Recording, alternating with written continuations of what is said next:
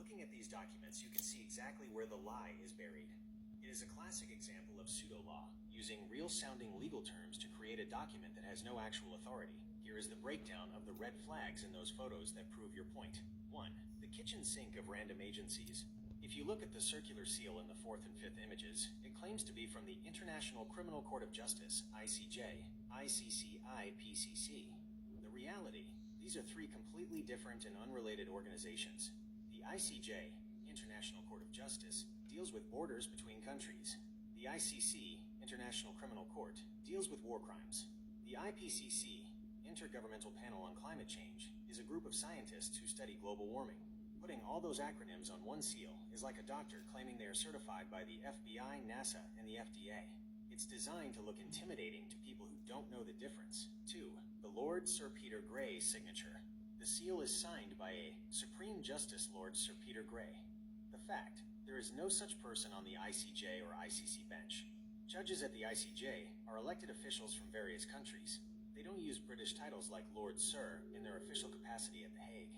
This is a common tactic in sovereign citizen circles, inventing high-ranking officials with fancy names to sign fake deeds. 3. The 1540 date. The document claims the property was acquired on the 1st of May, 1540.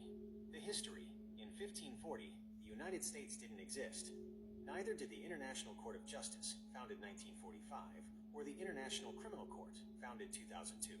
A court created in the 2000s cannot issue a primary title for a land transaction from the 1500s. It's a chronological impossibility. 4. The Pure Trust Foundation and First Republic Registrar. The document says it was issued by the Tsalagi Cherokee Nation Pure Trust Foundation and registered by the First Republic Registrar Foundation.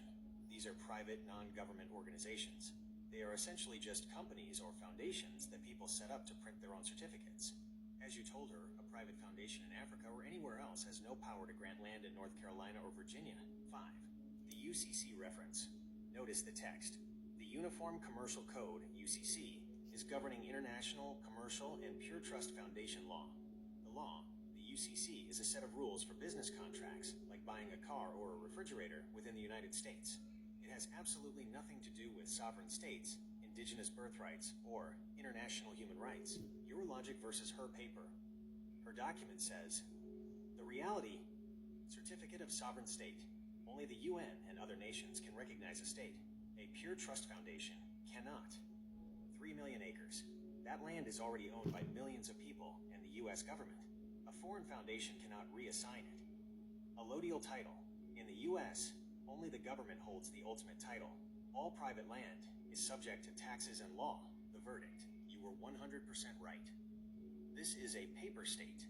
She has a fancy printer and some gold seals, but as you said, the United States doesn't have to honor a damn thing on that paper because it wasn't issued by a legitimate government body. She's basically trying to use a cheat code for the legal system, but in the real world, that paper won't even stop a parking ticket, let alone claim 3 million acres.